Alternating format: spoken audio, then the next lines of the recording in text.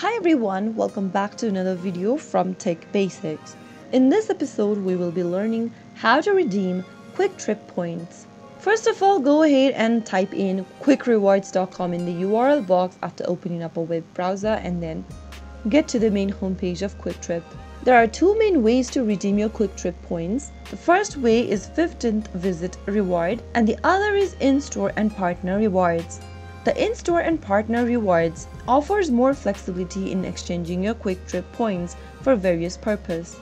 Another way to do so is by using the 15th visit reward option. This is the most common way to redeem points earned through your Kwik Trip reward card. You earn one visit point for every transaction you make through Kwik Trip reward card at the store or gas pump. Once you've earned the 15 visits or the number of visits required for your chosen reward, simply hand your Kwik Trip reward card to the cashier during checkout, and if you've registered your card and selected your reward online, it should automatically apply at the checkout.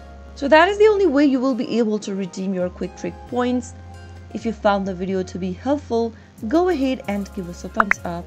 Don't forget to subscribe to our channel by hitting the subscribe button. Press the bell icon so that you'll never miss another upcoming upload from us. I will be back again in the next video. Thanks for watching.